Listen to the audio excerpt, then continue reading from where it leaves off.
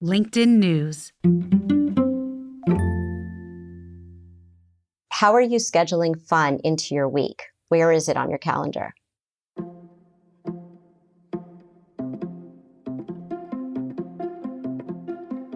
Hey everyone, from LinkedIn News, this is In the Arena, a podcast exploring human potential. I'm Leah Smart, and every week you'll find me right here in conversation with bright minds and brave hearts, learning how we can improve our lives and our world by transforming ourselves. In 2019, this week's guest, Lori Gottlieb, released her book, Maybe You Should Talk to Someone. A therapist, her therapist, and our lives revealed.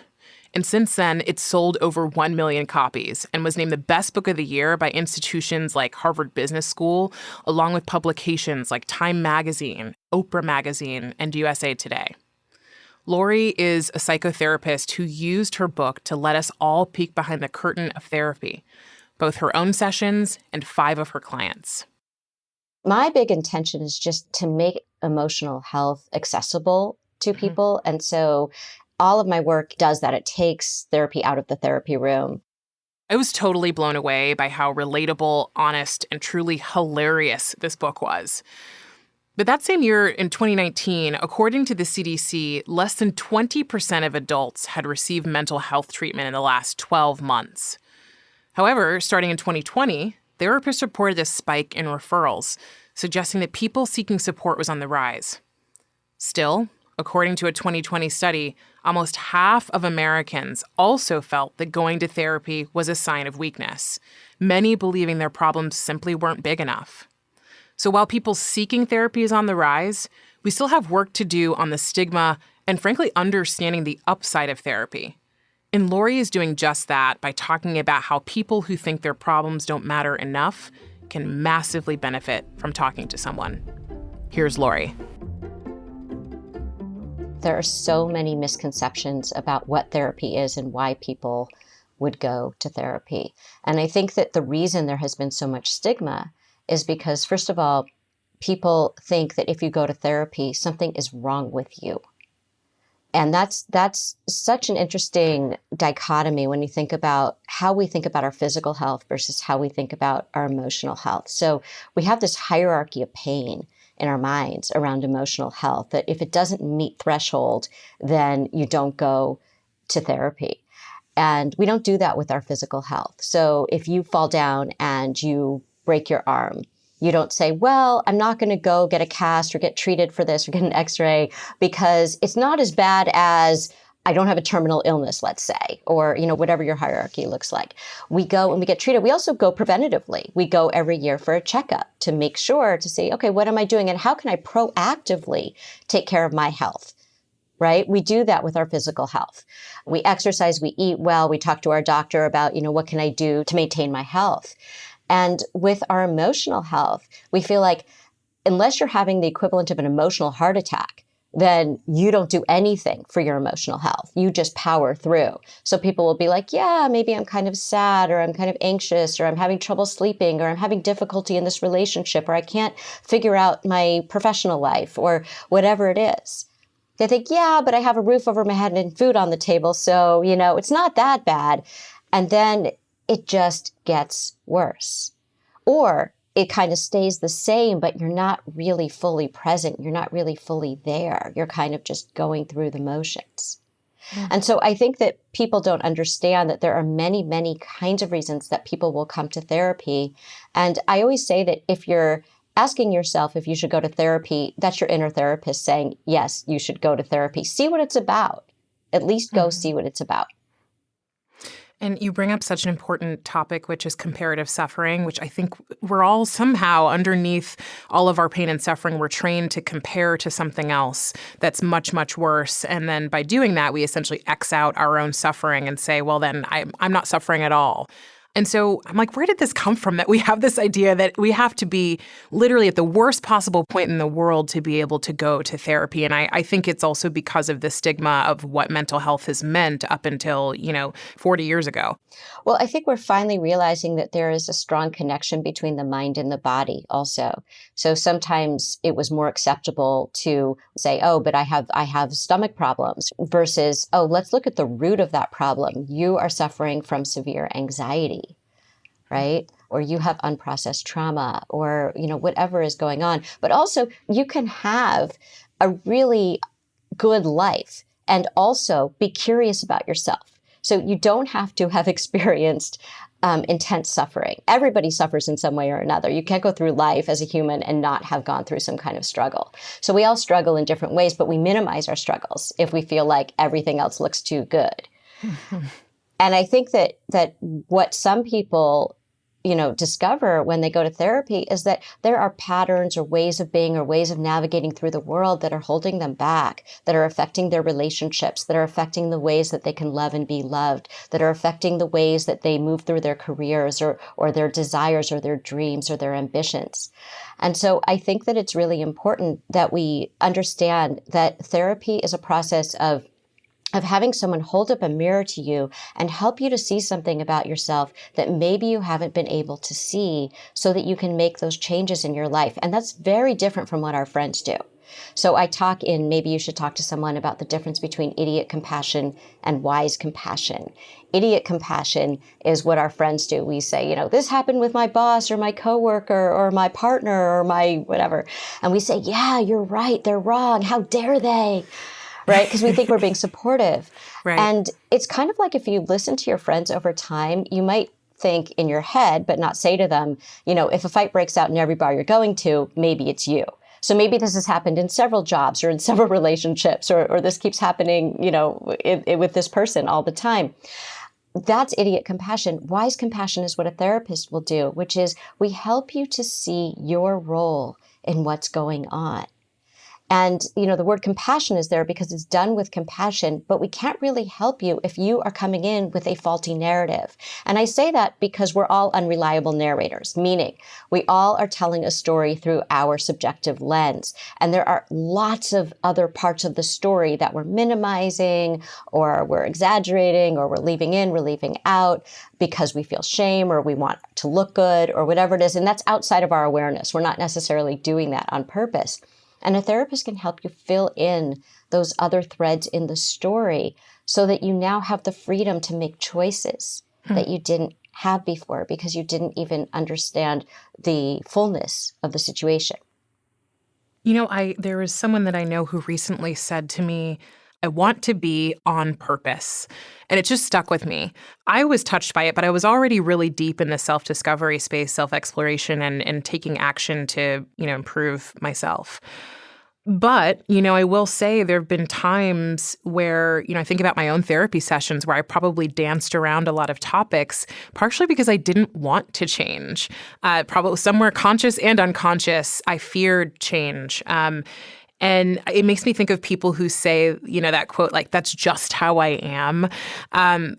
All of that feels like it's wrapped up in maybe the reason that people don't necessarily approach therapy or self-discovery is because there's some knowledge in us that if we change, life will change, and that we don't want that. Have you seen? I'm sure you've seen that. Change is really hard because with change comes loss, even really positive change. So you think this would be a really healthy change for me. This would make my life better, whether it's a new job or getting out of a bad relationship or getting into a good relationship or getting a promotion or whatever it is.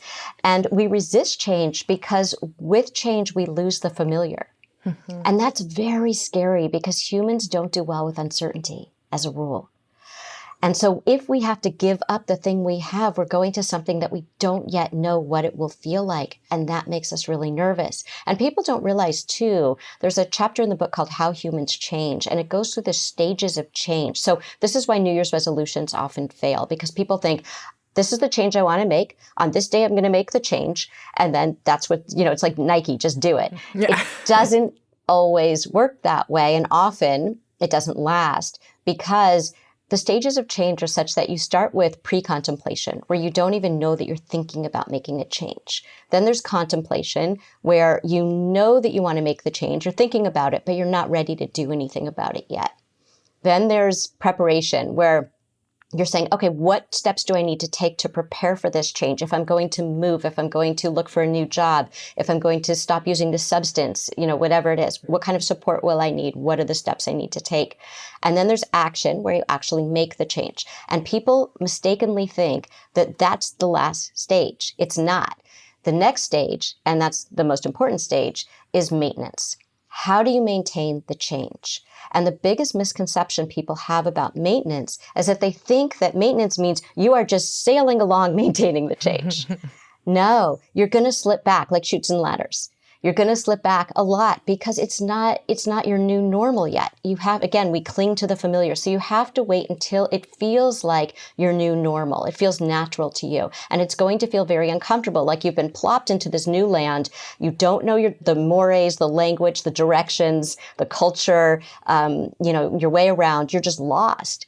And so how do you find your way around? How do you acclimate in this new land? And so with maintenance, people often think, oh, I slipped up once, so I failed, so I'll just keep doing this destructive behavior or this behavior that's not really serving me. I'll just stay in this job. I'll just, whatever it is. Oh, I called this person at 3 a.m. that I wasn't supposed to, so therefore I'm never going to be in a healthy relationship. Or, oh, look what I ate today, so forget me trying to be healthy, right? And so instead, what we need is a lot of self-compassion. What people tend to do is they self-flagellate. And self-flagellation might work a little bit in the short term because you're like bullying yourself into it, but it doesn't work in the long term because what happens is you start to feel shame. And every time you slip up, you're going to feel more and more shame and you're going to give up. And so with self-compassion, it doesn't mean you lack accountability. It means that it helps you to be accountable.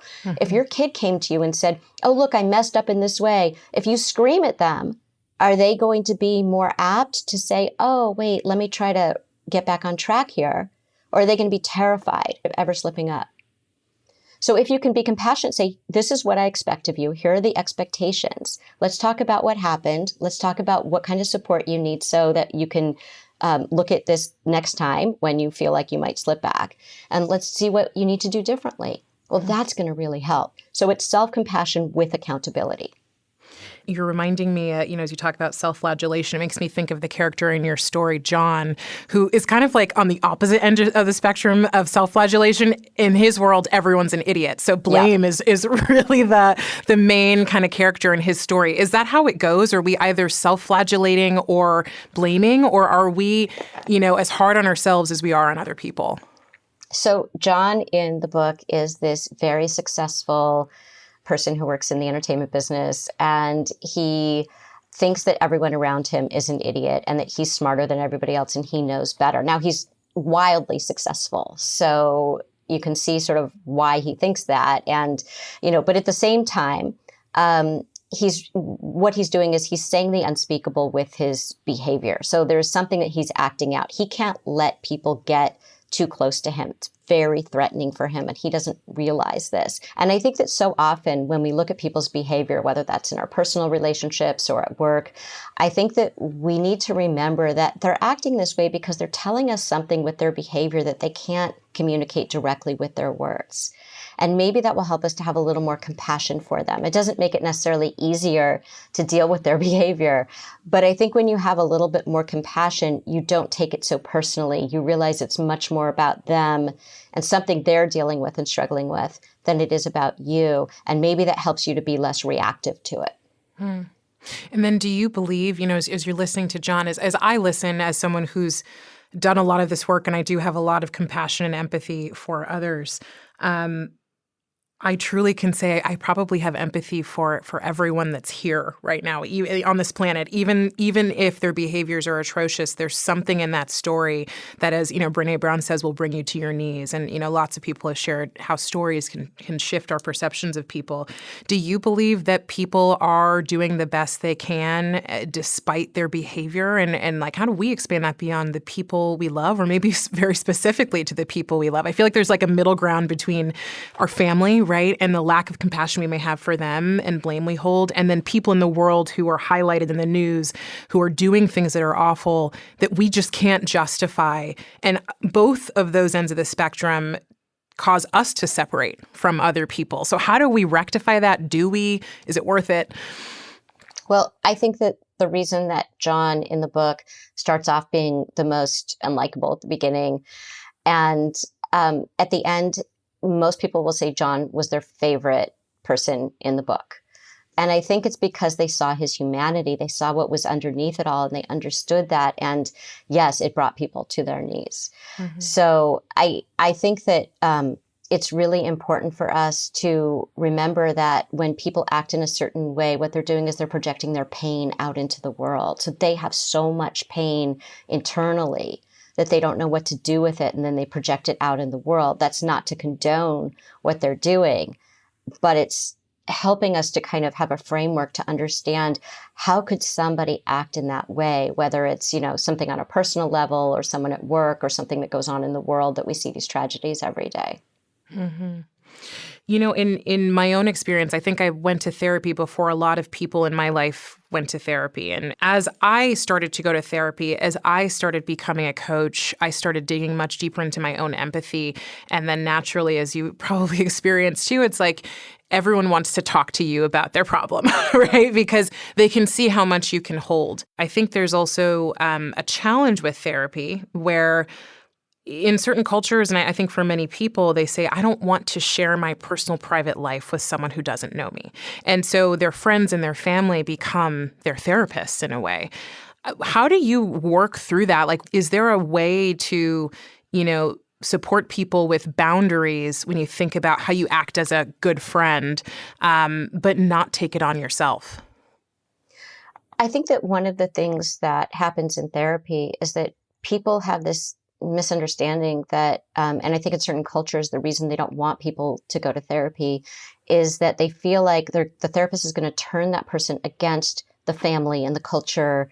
And what therapy is meant to do is to help you have better relationships with your family, better relationships with the people who are important to you, better relationships with your culture, right? How do you exist inside the culture, but also how can you live your life in the way that feels right for you? And how do you balance those two things? And I think that, the pain that people tend to feel comes from loneliness. It comes from feeling like an outsider, feeling like you don't belong. And I think that can just be so painful on so many levels. If you don't belong, you don't fit in. And so I think that one of the things that we try to do in therapy is to help people to understand how they can have a better relationship with the people who are important to them. We have this saying, before diagnosing someone with depression, make sure they aren't surrounded by assholes, right? And so, sometimes people are surrounded by people who are really destructive, and sometimes they're not. If they are surrounded by people who are really destructive, first of all, are you choosing to have these people in your life? Are these people who you're just attracting those people when you go out in the world, and what's that about? But if there are people that you want to be in relationship with, like family members, but you want to learn how to do it differently, therapy is a great way to do that. It doesn't mean that you're trying to get the other person to change. It's that you are going to change. You are going to change how you respond to those people. And we always say you can't change other people, but one thing that I found as a therapist is that you can influence other people by changing yourself. So people do a dance with each other, right? And so if you change your dance steps, the other person is either going to have to change their dance steps, or they're going to fall down on the dance floor, or they're going to leave the dance floor. That's fine too. You changing your dance steps is going to force the other person to change something, because they can't keep doing that dance with you anymore because you're not dancing with them in the same way. So when they say that thing that triggers you, can you respond differently? And every single time, consistently. People think that boundaries are, I'm telling you how to act around me. So my boundary is, I don't want you doing that anymore, or I want you to say this next time, or I want you to do this. The boundary is, you make a request, but the boundary is with yourself. And if that person doesn't honor my request, what is my boundary? Is my boundary that if they do that, I'm going to say, hey, I can't talk to you right now. Let's talk later because, I asked you not to say that thing. let's talk another time? Is the boundary that you're not going to, you're not going to do the dance with them? Is the boundary that you're going to spend less time with them? Is the boundary that you're going to take a walk to sort of calm yourself down? Is the boundary that maybe you're going to, make sure that you reinforce the request at the time that it happens? There are so many different ways that you can hold a boundary with yourself, but often people abandon themselves in that moment, and then they just start reacting back. Mm-hmm. I wonder how many how many people may try to practice that and give up on it because they look at it as either I'm keeping my relationship or I'm putting up a boundary. I've definitely experienced that.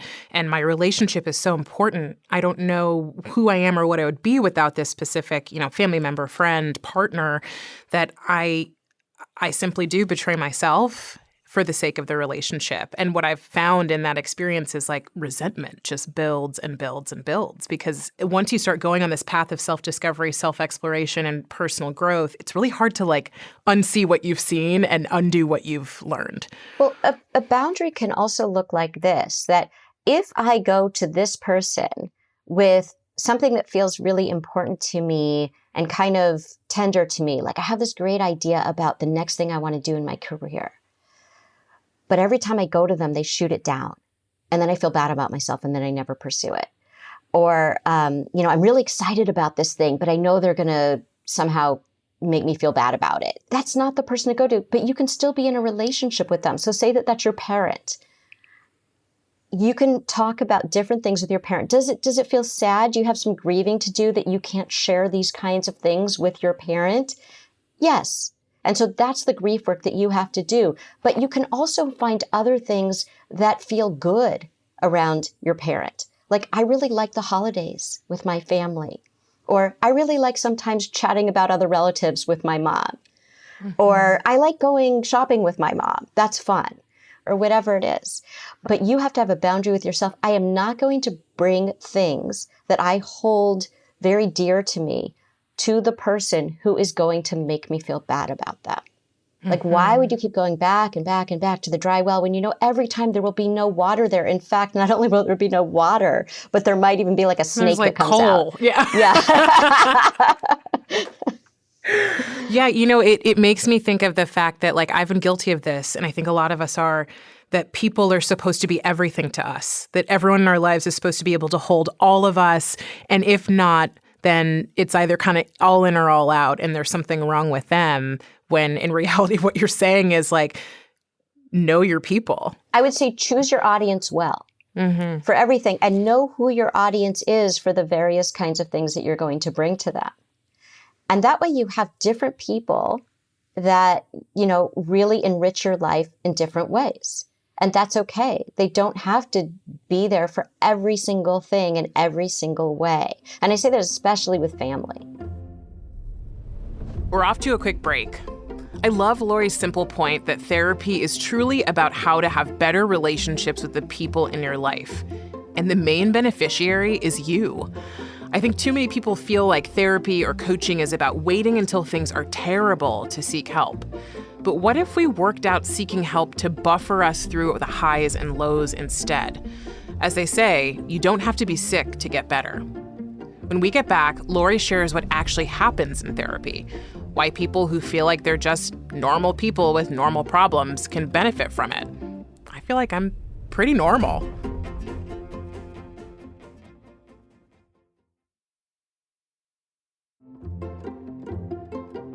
And we're back with therapist, bestselling author, and Atlantic Dear Therapist columnist, Lori Gottlieb.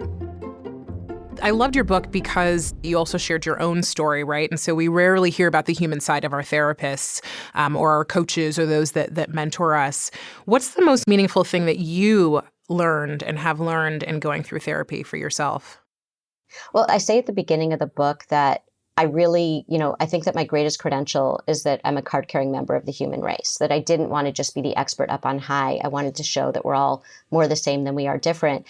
And I think that what I learned through the process of going to therapy, and after you've been a therapist and you're doing this all the time, and then you go back to therapy, it was a really different experience. And I think it was really eye-opening in terms of it made me such a better therapist. It made me really understand the experience in a completely different way than I had in my earlier experiences going to therapy. One of the things that I think I realized, and I think so many people, the reason I think that the book has resonated so widely is because it just shows that we're all so similar. We think that we're so, like, our thing is so personal to us, but all of our struggles are so universal when you break them down to, kind of the core issue. And I think really it's all this stuff about belonging and how can I love and be loved, and how can I be seen and heard and understood, and how do I connect with people, and what is my purpose? What is meaningful to me? What is my purpose on this earth? What is my intention when I wake up every day? Why am I here? All those kind of existential questions that kind of like we push down in the daily rush of things that we need to do, but they're always percolating under the surface and they just come out in different ways. And so I think we're all asking those questions. And if we don't really have the space to explore them, and it doesn't have to be in therapy, but I think that we do need to think about them, or else we're going to kind of act out all of our angst about them in different ways. I think that so many people think that you're going to come to therapy and you're going to talk about your childhood ad nauseum and you're never going to leave. And that's the model of therapy. That's not at all what therapy is. It's really about the present and the future. So yes, we're going to look at how the past informs the present so that you can now in the present create a different future. And so I think when we think about the ways, whether it's a family member or a friend or somebody else, we may not forgive people, but we might have compassion for them. And I think that that opens up a different place inside of ourselves where we're not holding something where it feels so sharp. Mm-hmm. It still might be painful, but it won't feel as sharp. Yeah, I wonder if you'd agree with this. My so far with my experience of therapy and coaching, because I typically tend to do those in tandem, is the word I think of is like freedom or liberation. Like for me, is that what you would say it provides ultimately? Right. So people would always tell people, and I think this is so dangerous, like if you forgive them, it will set you free. And it doesn't, because it's forced forgiveness. Forced forgiveness feels like another, something that doesn't belong to you. It's like another chain. Right. So I would never want somebody to have to force forgiveness. So I say, don't worry about forgiving somebody. Maybe you can understand more, and maybe you'll have compassion. I wouldn't force the compassion on them either. That will either come naturally or it won't. But I think that often when people let go of the piece of feeling like they're going to need to forgive someone, they're more open to understanding or being at least curious about why what happened. Mm-hmm. Mm-hmm. And I think that just understanding the why of it, or knowing what the why is from the adult perspective versus the kid perspective. So as adults, we have agency. As kids, we didn't. Mm-hmm. And I think that's the difference, is that as kids, we could do nothing about the situation. But as adults, we have so many choices. And so many times we live in the jail of our childhoods, not realizing that we're actually free, that we do have agency. One of my favorite moments in the book that I write about is when my therapist said to me, you remind me of this cartoon. And it's of a prisoner shaking the bars, desperately trying to get out. But on the right and the left, it's open, no bars. So why do we not walk around those bars? What is the reason? Like, if it's open on both sides, why do we not realize it's open? And then once we realize it's open, why are we so afraid of walking around those bars? And it's because with freedom comes responsibility. If we walk around those bars, we can't blame other people now for the choices that we make, for the life that we live. Now, the responsibility is ours. And some that could be very liberating, but it could also be frightening. Yeah, so we're in a society today where everything is fast. Everything's a quick fix. And therapy is not a quick fix, but it's worth it. And so how do you convey that to people, who come to you and are looking for something to happen right away and aren't experiencing it? I had this experience where somebody contacted me right before the holidays. This was many years ago. And he said, my girlfriend is going to bail if I don't propose to her on Valentine's Day. So you're thinking, okay, it's like the end of December. He's got like 6 weeks. And so he said, so I need to have an answer by Valentine's Day about whether or not to marry my girlfriend. Can you guarantee me that? And I said, I don't know anything about you. I haven't met you. I don't know the situation. And I cannot guarantee that. But what I can do is I can help you try to figure this out, to help you understand why you've been so stuck with this. It might happen in a week. It might happen in 4 weeks. It might happen in 6 months. But this is going to be about your process and how clear you can get on this. And it sounds like it's a really hard decision. So we need to understand why it's been such a hard decision for you. And he made the appointment. And then he called back before the appointment and he canceled. And he said, I found a life coach who guaranteed that I will have the answer in 4 sessions. Oh, no. Now, I find that kind of thing really dangerous. I don't know how someone could guarantee that someone that they've never met, where they don't know the situation, they don't know why this person is having so much ambivalence about this. Do they have ambivalence in other parts of their life? Why with this particular person? What has happened in this relationship? Where does the ambivalence come from? All those things. And then to make a huge life decision. And for this poor other woman, like if the decision is, what this person later thinks, oh, I should have married her, but I didn't do it. Or alternatively, I proposed and 6 months later, oh Mistake. No, Yeah. This was not the right thing. And now think of how painful that's going to be, as opposed to being honest with the girlfriend. She can make her choice. Like, I can't wait any longer for you. Okay, I'm really working on this. I'm going to therapy now. I never went to therapy before. I should have gone earlier. I'm going now. I'm going to really work really hard on this to figure out sort of what I love you very much, but I don't know why I'm ambivalent about this. So I think that, yes, a lot of people are wanting, they don't treat it as this like experience. They treat it as, I'm going to buy a product and the product is this. And it's going to deliver when I need it delivered. Exactly. Yeah. Exactly. I think that part of that comes from, again, this misconception that people think that therapy is like this years-long thing. And it does not need to be. You could come in and work on something and it takes you a month, it takes you 6 months, whatever it is. And that's what you needed. I think readiness is really important to consider. So when people come to therapy, I don't just want to know, why are you here? I want to know why now. Why this day, this week, this month, did you pick up the phone and call me when maybe this has been going on for a while? What was it about right now that made you want to do this? And I think that if you can help to connect with their readiness, that maybe they're not quite ready to change yet, but they're certainly ready to explore and be curious. That's great. That's the place you want to be in when you come to therapy. I'm curious. I want to see, I want to understand this more. And sometimes it's not something specific. It's kind of like something just feels off. I don't know what it is. Great. Come to therapy. Let's talk about that. Let's figure it out. A couple years ago, you recorded with my colleague Jessie Hempel, and it was at the start of the pandemic. Reflecting on that conversation, it was about the psychological immune system and taking care of our emotional health. Has anything changed about what advice you'd give to people today who are, still dealing with uncertainty, even though COVID has maybe waned? It's now the economy and, other illnesses that could be coming into play in our society. Is there something different that you'd say about what we need now versus then? I don't think it's different. I think that we've learned a lot through this process. I think if you had said to people before COVID, hey, there's going to be a global pandemic. The world is going to shut down. You're going to be isolated for a very long time. Lots of people are going to get sick and die. You're going to see it all around you. It will touch you no matter what, in some way. Jobs will be lost. There will be economic uncertainty. There will be, there are all these reckonings that we have needed to have, whether that's, systemic racism, white supremacy, the January 6th. I mean, if you said to people, this is what the world is going to be, I think a lot of people would have said, I can't get through that. Like, I won't be able to get through that. That sounds like too much. And yet we are here. We are getting through it, despite our loss, our grief, our struggles, the toll that it has taken on every single one of us in all kinds of different ways.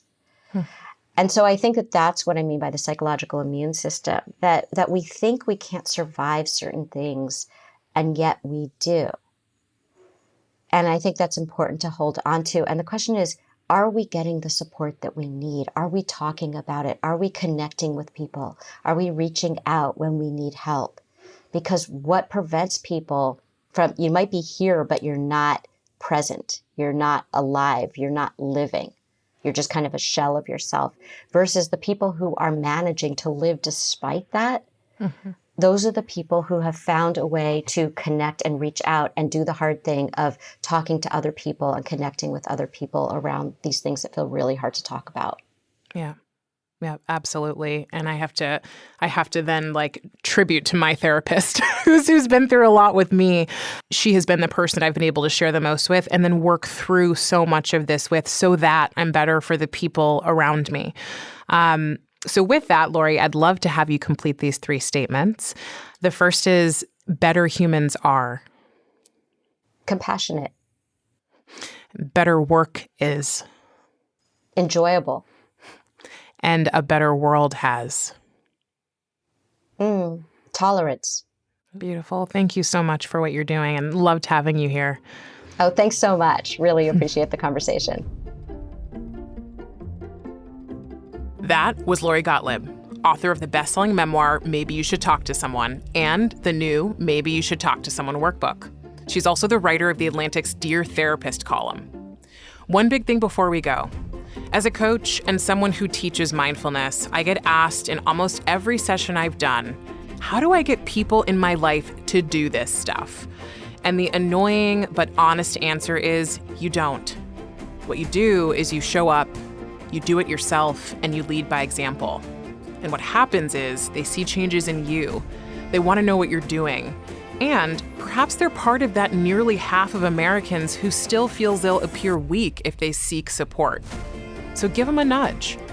If you or someone you know, though, is experiencing a mental health crisis and need to talk to someone right away, call or text 988 in the United States. It'll connect you to a trained mental health professional. If today's episode would be helpful to someone you know, share it with them. And make sure to leave us a rating before you go. It helps other listeners like you find this show and grow with our community. And as usual, you can find me on LinkedIn writing about human potential and meaningful living. In the Arena is a production of LinkedIn News. The show is produced by Michelle O'Brien. Joe DeGiorgi mixed our show. Florencia Iriando is head of original audio and video. Dave Pond is head of news production. Dan Roth is the editor-in-chief of LinkedIn. And I'm Leah Smart. Thanks for coming on the journey with me. Welcome to season 5, and I'll see you next week.